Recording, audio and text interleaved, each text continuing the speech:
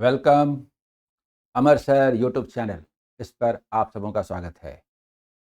Arithmetic questions, chapter के questions, word problems, miscellaneous word problems, इन नामों से जाना जाता है। एसबीआई क्लर्क मेन एग्जाम के लिए चैप्टर के 5 क्वेश्चंस मैंने लिए हैं। ऐसे ही इसी तरह के 5 क्वेश्चंस आने हैं, इसी स्तर के आने हैं। उसमें से 1 क्वेश्चन थंबनेल पर है जो आपको दिखाई दे रहा होगा। सारे ही क्वेश्चन बहुत शानदार हैं। चाहे कुछ भी हो, चैप्टर के कॉन्सेप्ट से बढ़कर कुछ नहीं होता। क्वेश्चंस तो कॉन्सेप्ट का एक्सप्लेनेशन होता है। आइए हम लोग देखते हैं how to apply the concept in each question. मजा आएगा। हर एग्जाम के लिए ये इंपॉर्टेंट है।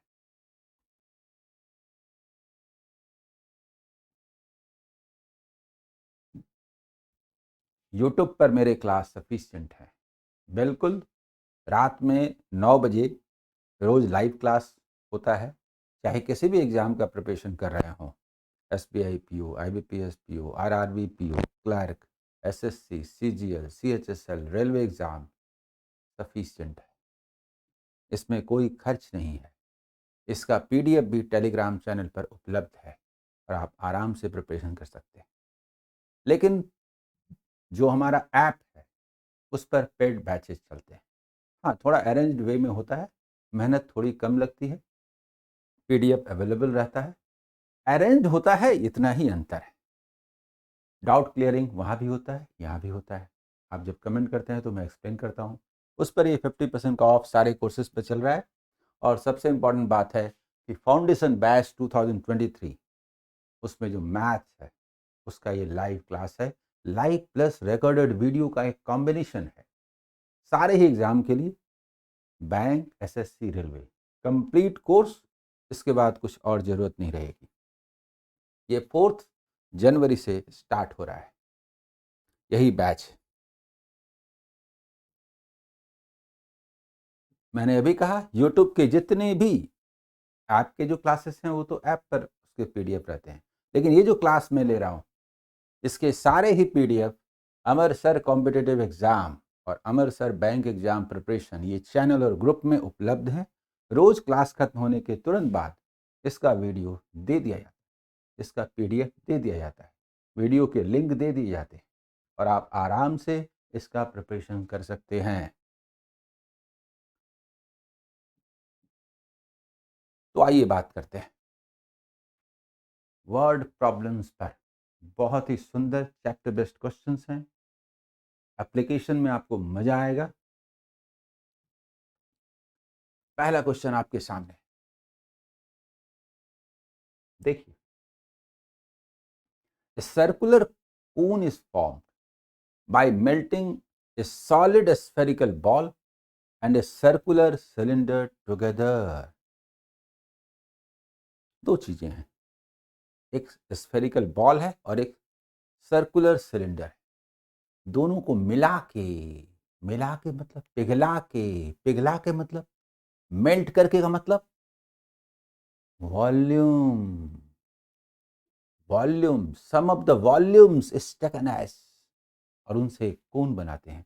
इसको भी पिघलाया, इसको भी पिघलाया, मेल्ट किया, मिलाया और फिर एक कोन बनाया, सर्कुलर कोन।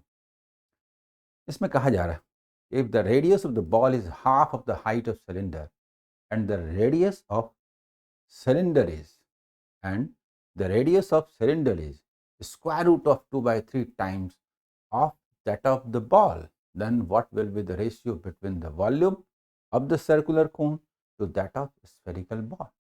हिंदी में भी है, इंग्लिश में भी है, देख लीजिए। इसको बनाने के लिए अच्छे से मैप के साथ तो मैं फ्रेश पेज लेता हूँ, ठीक है। सुनिए, सबसे पहले इसमें चर्चा है सॉलिड स्फेरिकल बॉल की और फिर सर्कुलर सिलेंडर की। तो स्फेरिकल बॉल है, देखिए स्फेरिकल बॉल है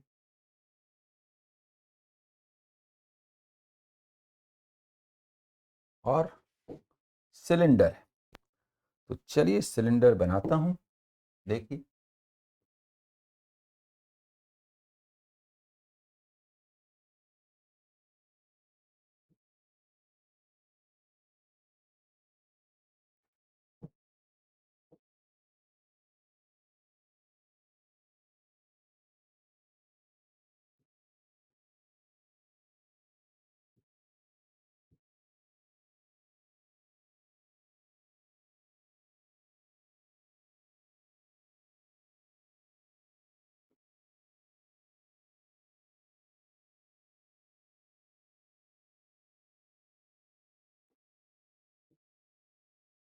हाँ,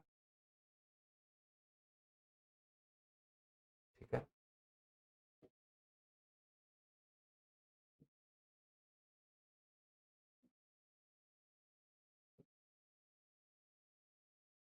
इसमें हम लोग देखेंगे क्या क्या दिया, कैसे दिया, हाइट भी है। ये हुआ स्फेरिकल बॉल,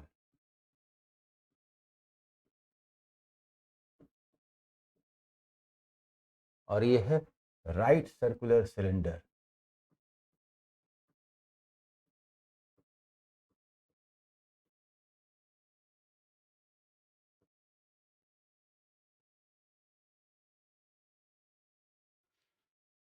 आई, तो क्या और कैसे दिया जा रहा है?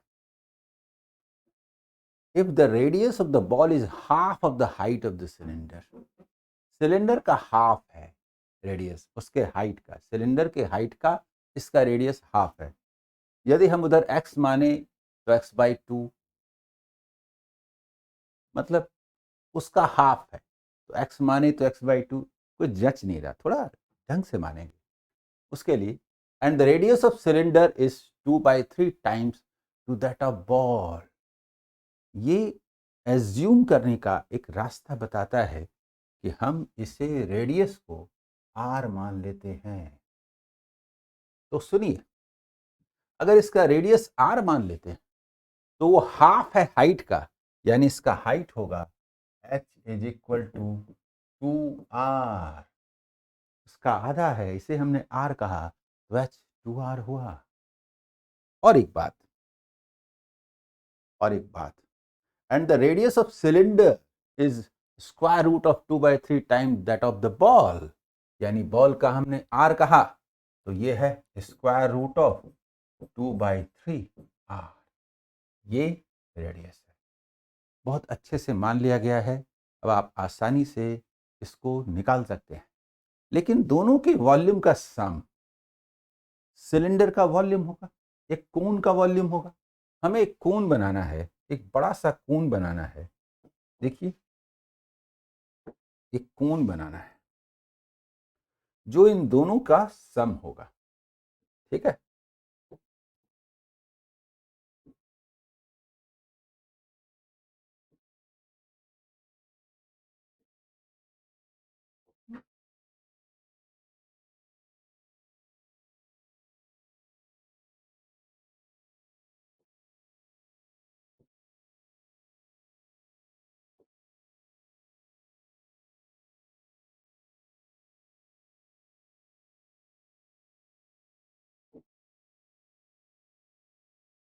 देखिए दोनों को मिला के, तो इसका इसका वॉल्यूम क्या होगा?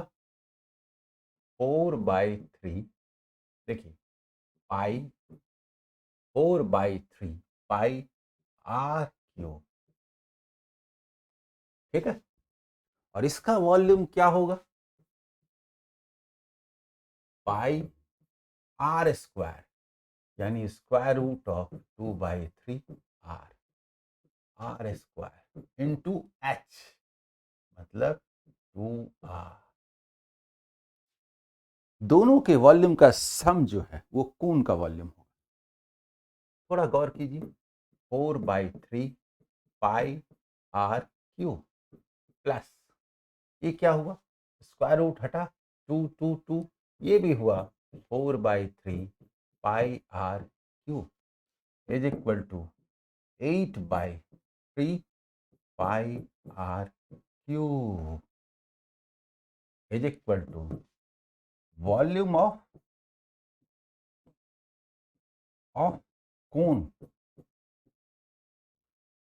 ये वाला, क्लियर, वॉल्यूम ऑफ कोन।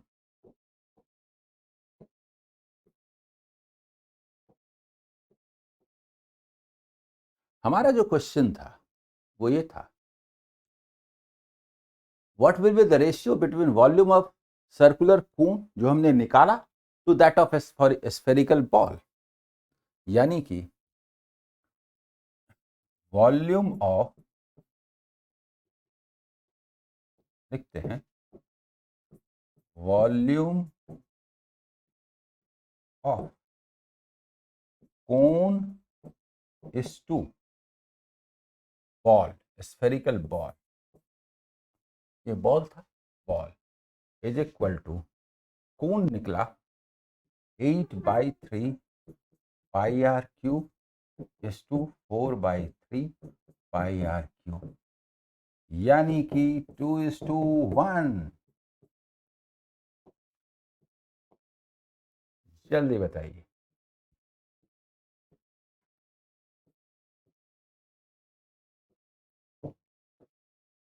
एक शानदार क्वेश्चन है कि नहीं? ठीक है, क्लियर।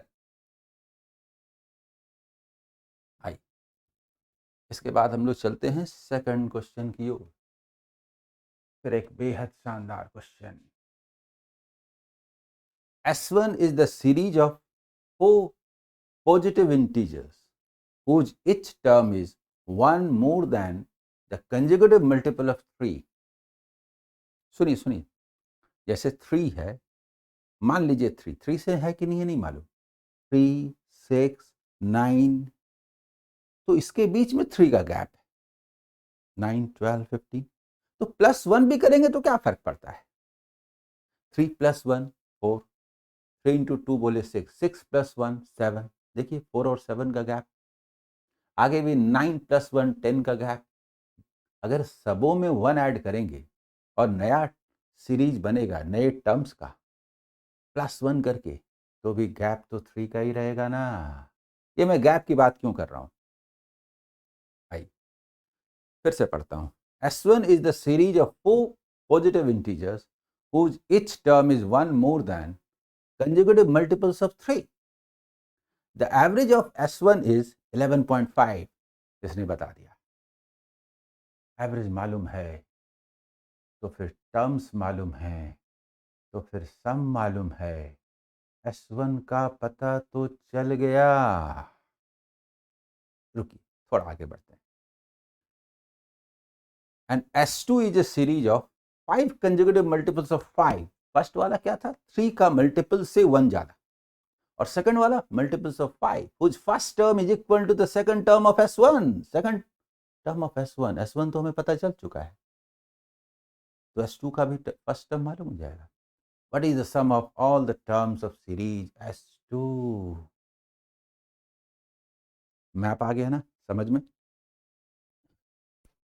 एक फ्रेश पेज लेके बात करते हैं। सुनिए, सबसे पहली बात है कि हम S1 की बात करते हैं। S1 में 3x + 1,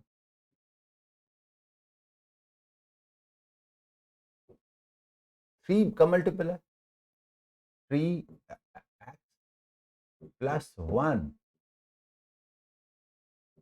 मतलब जो नंबर है, दिखाता हूं, बना के ही दिखाता हूं, रुकिए। वो 3 के मल्टीपल नंबर्स कौन है?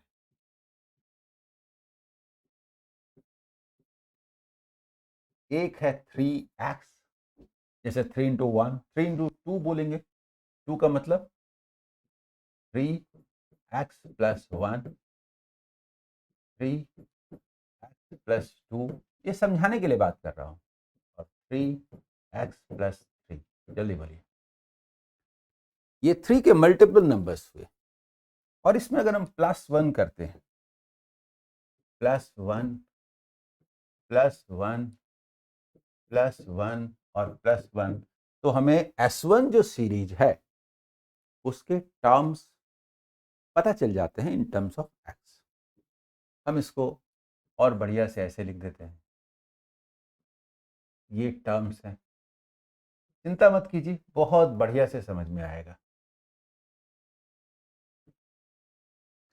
मजेदार बात ये है कि गैप तो 3 का है, एवरेज तो नंबर ऑफ टर्म्स 4 हैं इवन, तो एवरेज यहां होगा ना, बताइए, एवरेज यहां होगा ना, एवरेज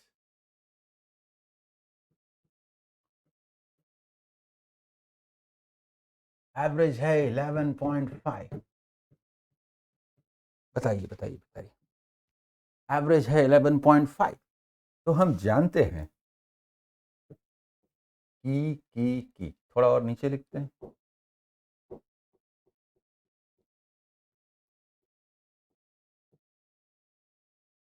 इलेवन पॉइंट फाइव। तो फर्स्ट वाला जो है ये -1.5 और सेकंड वाला जो है +1.5 होगा, यानी कि 10 होगा, यानी कि ये नंबर जो है ये 10 होगा और ये नंबर जो है वो 12 होगा, 13 होगा। देखिए 1.5 13 होगा, ये कंजुगेटिव नंबर्स हैं, 10 है तो ये 7 होगा और ये 13 है तो 16 होगा। टर्म्स मालूम हो गए ना, टर्म्स देखिए, 3 into 2 +1, 3 into 3 +1, 3 into 4 +1 and 3 into 5 +1। Clear? ये S1 हमारा सीरीज है। अब S2 जो है, S2 के बारे में कहा जा रहा,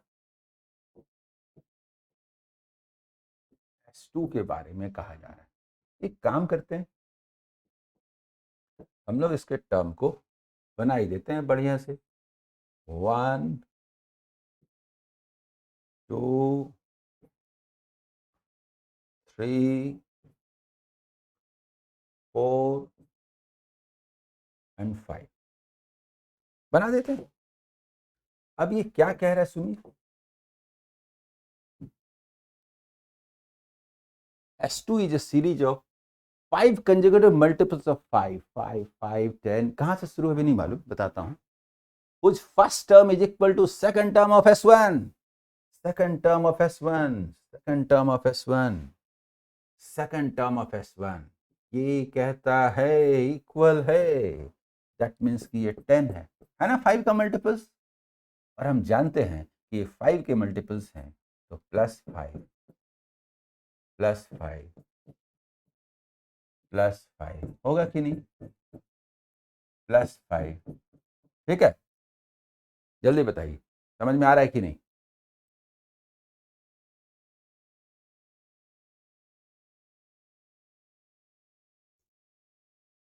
ठीक है, यानी कि 15, यानी कि 20, यानी कि 25, यानी कि 30। क्लियर? इतना लिखने की जरूरत नहीं है, मैं समझा रहा था इसलिए लिखा। देखिए क्या पूछा है, what is the sum of all the terms of series S2, series S2 के सारे टर्म्स का सम जोड़ दीजिए। क्यों जोड़ दें, क्यों जोड़ दें, इसका जो एवरेज होता है, ये एवरेज, देखिए ये एवरेज है, ये एवरेज, एवरेज का मतलब सबों को बराबर बांटे तो कितना पड़ेगा, तो सम क्या हुआ, जल्दी बताइए,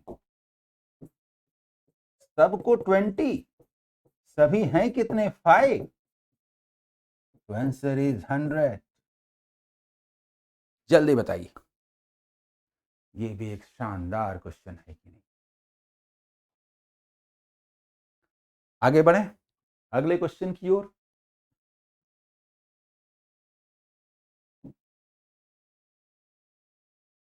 थर्ड क्वेश्चन देखिए, in a team there are 3 persons S, K and P। Okay okay, group में 3 पर्सन्स हैं S, के पी उनका नाम है। After 4 years the ratio of the ages of K and P will be 7:10। Ratio 4 साल बाद का दिया है। ठीक है, ठीक है। अभी वो पॉइंट नहीं पता, नहीं दिख रहा, जहाँ से हमें स्टार्ट करना है। And the current age of S, S देखिए रेशियो जो दिया है वो के एन पी का दिया है 4 years बाद, और अब एस की चर्चा हो रही है। ठीक है, current age of S is K's age 6 years एगो। अभी तक क्या दिख रहा है कि के का पी का रेशियो दिया है, वहाँ हम मान लें एक्स, मान लें 7x 10x मान सकते हैं, एक तरीका ये भी है। और वहाँ से हम चले जाएं कब, जब कहा जा रहा है के का एज 6 years एगो क्या होगा, उसको करंट एज बना दें एस का। अभी तक दिमाग में यही आ रहा। चलिए थोड़ा और आगे बढ़ते हैं, कोई अच्छी जगह मिले इस चक्रव्यूह में घुसने का। If two more persons of the same age are added to the team, okay, then their average age increases by 2 years। अभी तक स्टार्टिंग प्लस नहीं दिख रहा। If K's age is 24 years, सब कुछ दिख गया। के का एज देने का मतलब है ऊपर का सब निकल जाना, क्वेश्चन ही दिख रहा है। Then what is the average age of the two new team member. समझ में आ गया ना? आइए प्रेस पेज में बात करते हैं। ठीक है, इसमें काफी कुछ लिखना होगा। देखिए हमको दिया क्या है, केस प्रेजेंटेज। तो K's present age is equal to 24 years। ठीक, यहीं से स्टार्ट करेंगे। तो सबसे पहले जाइए आफ्टर 4 years के एन पी। तो आइए आफ्टर 4 years के एन पी के बारे में है कि इनकी जो एज का रेशियो होगा के एन पी का 7:10। तो 7:10 क्यों? के का आज का एज 24 है, तो 4 years के बाद 28 होगा कि नहीं, यानी इसे हम लिखें कि नहीं 28 years। समझ रहे हैं ना क्यों लिख रहे हैं? के का आज का एज 24 है और 4 years के बाद बात होगी, तो +4 28 होगा। 7 का मतलब 28, तो 10 का मतलब क्या, 4 टाइम्स यानी 40 years। जल्दी बताइए, ये 4 years हेंस है। तो एट प्रेजेंट बात कर लेते हैं। तो ये तो हम जानते हैं, ये तो पहले से जानते हैं, इसीलिए ये लिखने की जरूरत नहीं है। लेकिन चलिए ठीक है, फिर लिख देते हैं -4 -4 यानी 36 ईयर्स, और ये 24 ईयर्स जो कि दिया ही हुआ है, हमें लिखने की जरूरत नहीं।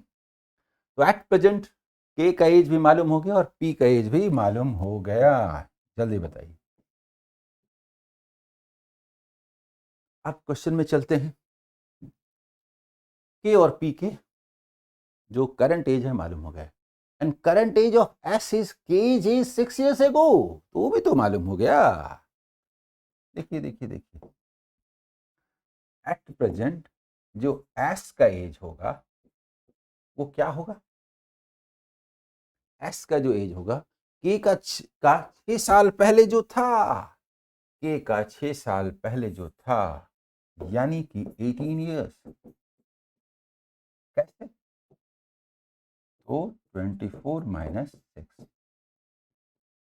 तो एट प्रेजेंट इन सबों के एज मालूम हो गए, इन सबों के एज, प्रेजेंट एज मालूम हो गए। क्वेश्चन कहता है if two more persons of the same age are added to the team then their average age increases by 2 years। Average age, तो हम एवरेज निकाल लेते हैं ना, तो इनका एवरेज क्या हुआ, एवरेज क्या हुआ? देखिए एवरेज क्या हुआ,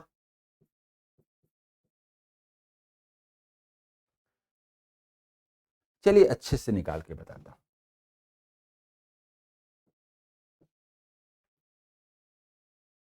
इसका तरीका भी बताता हूं।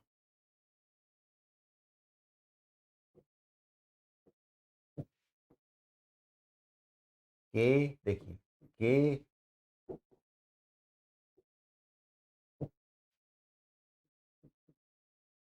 पी एंड एस, इनका जो आज का एज है 24, 36 एंड 18, अगर हम 24 मान लें, एवरेज को 24 मान लें, मिडिल के आसपास, तो ये क्या होगा, 24 मान लें तो +12, और ये क्या होगा, -6। सबको 24 मान लें, तो इसका मतलब क्या हुआ, ये वाला, इसका जो वैल्यू आया ये +6 आया, तो एवरेज रियल में इसका क्या निकला, 24 + 6 को हम तीनों में बांट दें, यानी कि ये जो एक्स्ट्रा 6 मिला तीनों में बांट दे तो 2 मिलेगा, 26 ईयर्स। समझ में आ रहा है ना, सबों का 24 मान लेते हैं, प्लस माइनस करते हैं तो +6 आता है, डिस्ट्रीब्यूट करते हैं 2 ईच, तो 26 ईयर्स। इनके एवरेज एज 26 ईयर्स हैं। 2 न्यू मेंबर्स के आने से तो एवरेज क्या होगा, देखिए उनके आने से एवरेज 2 इंक्रीज होता है, चेंज इन एवरेज,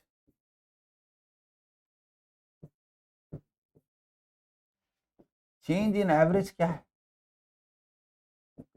2 का है, इसलिए टोटल जो इफेक्ट होगा 2 × 5 = 10। जल्दी बताइए, 10। मतलब ये हुआ कि एवरेज ऑफ 2 न्यू मेंबर्स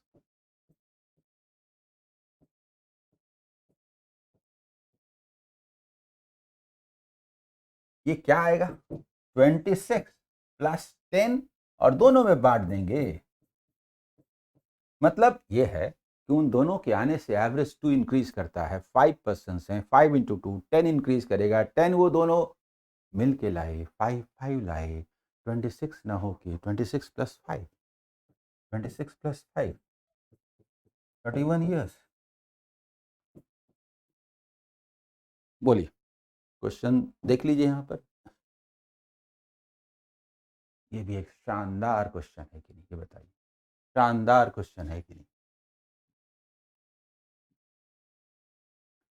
इसके बाद अगला सवाल पार्टनरशिप का है, आइए देखते हैं।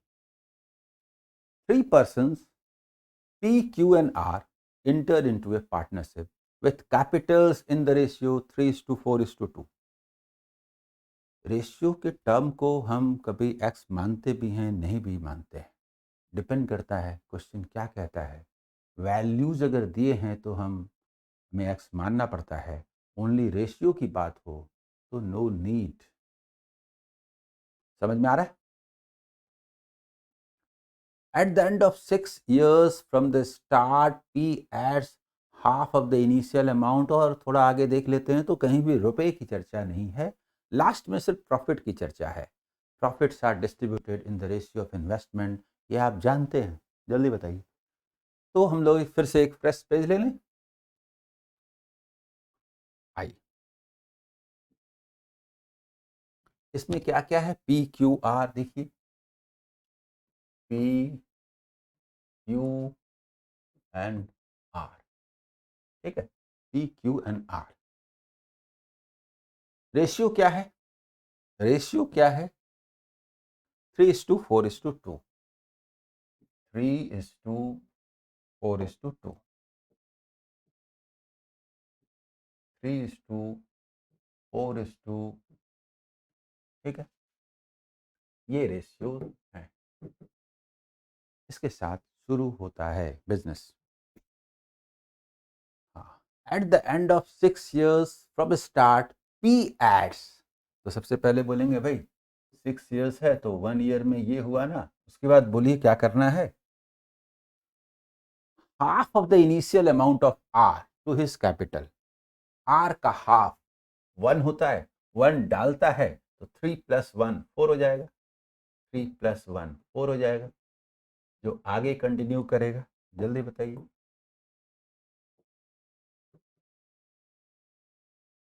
कितने दिनों तक बिजनेस चला उसके मुताबिक। And the same at the same time, यानी वही 6 मंथ्स के बाद तो बोलेंगे भाई रुकिए रुकिए रुकिए, पहले पहले पहले इसका फैसला कर दें उसके बाद। तो 6 years वाले का फैसला कर देते हैं इसके बाद। R adds double the initial amount of P to his capital, यानी डबल डबल, पी का डबल क्या हुआ 6, यानी कि 2 जो पहले से है प्लस 6 जो आगे कंटिन्यू करेगा। ठीक है। Eight the end of 8 years from the start profit, रुकिए रुकिए रुकिए, 8 years है, इसका मतलब 6 years रह चुका तो ये 2 years, 6 रह चुका तो 2, और ये तो पूरा का पूरा 8 होगा ना, जल्दी बताइए। यही प्रॉफिट का रेशियो है, प्रॉफिट का रेशियो यही है, प्रॉफिट का रेशियो यही है। हम लोग कॉमन लेके कैंसिल करते हैं, ठीक है, लेकिन ये कोई बड़ा नंबर नहीं है। तो हम बोल सकते हैं 4 × 2 8 एंड 6 × 3 18 26 बोल सकते हैं। इसको 4 × 8 ही रहने देते हैं, कैंसिल करने में काम आएगा। ये 8 × 2 16 और 6 × 2 12 28, जल्दी बताइए।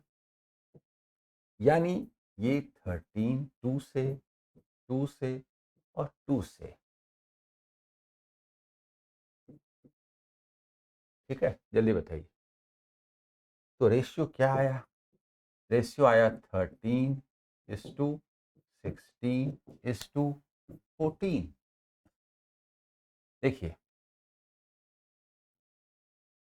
अब इसमें क्या दिया हुआ है, क्या दिया हुआ है? तो at the end of 8 years from the start profit earn by R is 1960, then what is the difference between the profits obtained by P and Q, यानी हमें पी क्यू का डिफरेंस बताना है। पी क्यू का difference कितना है? 3। और ये दिया हुआ है कि this is equivalent to rupees 1960, तो 3 इज इक्विवेलेंट टू व्हाट? ठीक है।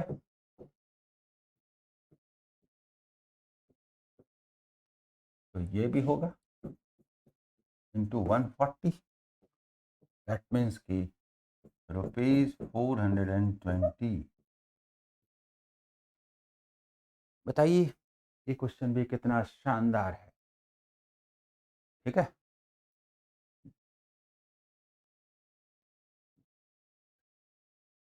और ये 5वां question, 5th question, profit and loss का भी है, मिक्सचर का भी है। A dishonest seller mixes 2 different types of rice, one costing rupees 200 per kg and the other at rupees 75 per kg in the ratio 3:2, and sells the mixture, पहले cost price तो निकाल लें, at rupees 180 per kg।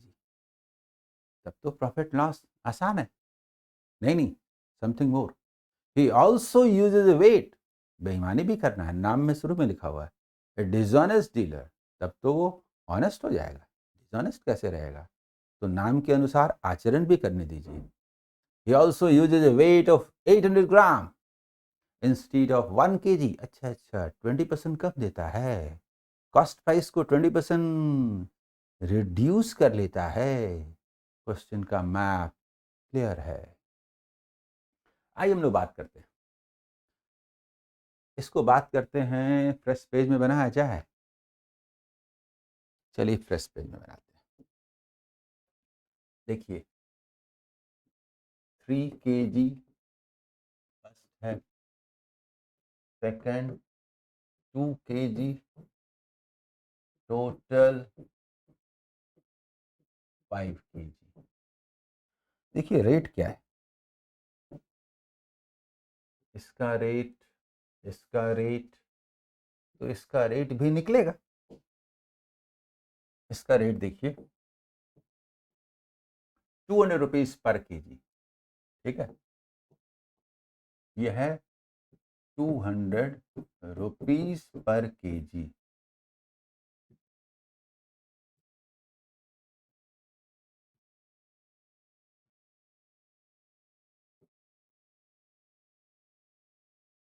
₹75 पर KG.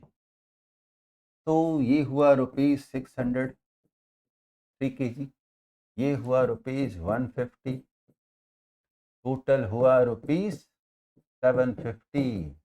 तो ये क्या हुआ, इसका रेट क्या हुआ, ₹150 पर केजी।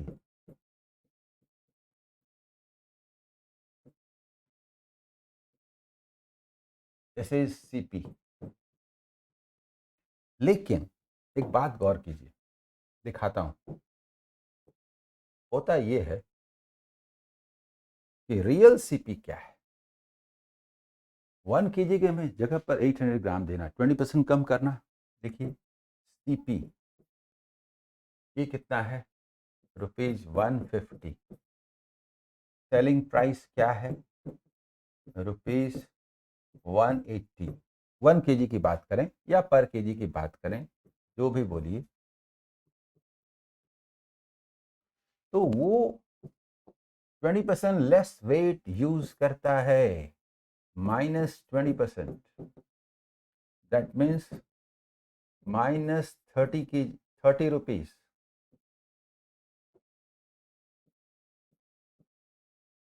यानी कि रियल सीपी क्या हो गया, ₹120 पर केजी। रियल सीपी कहने का मतलब वो 120 रुपीज पर केजी खरीदता है, और ये प्रॉफिट कितना हुआ, ₹60 पर केजी। दैट मीन्स कि 50% प्रॉफिट।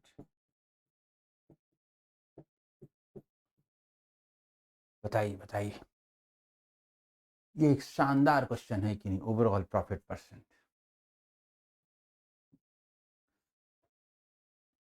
मुझे पूरी उम्मीद है कि इस सेशन को आपने एंजॉय किया होगा। देखिए मेरा प्रोग्राम यूट्यूब के माध्यम से सारे स्टूडेंट्स को, चाहे वो कहीं भी किन्हीं भी स्थितियों में हैं, एजुकेशन उपलब्ध कराना है। यूट्यूब के मेरे classes, live classes, videos sufficient हैं किसी भी एग्ज़ाम को पास करने के लिए। रोज़ रात 9 बजे का लाइव क्लास जो करेंगे, और जो मेरा टेलीग्राम चैनल है, ग्रुप है, अमर सर कॉम्पिटिटिव एग्ज़ाम, उसमें दिए गए पीडीएफ को प्रैक्टिस करेंगे रेगुलर, उनका चाहे स्टूडेंट का कंडीशन कुछ भी हो, 1 ईयर के अंदर सिलेक्शन होना तय है। ऐप पर पेड बैचेज होते हैं, उनका अपना इम्पोर्टेंस है, थोड़ी सुविधा होती है, ये फ़ायदा है, लेकिन उससे परेशान होने की ज़रूरत नहीं है। Okay, all the best.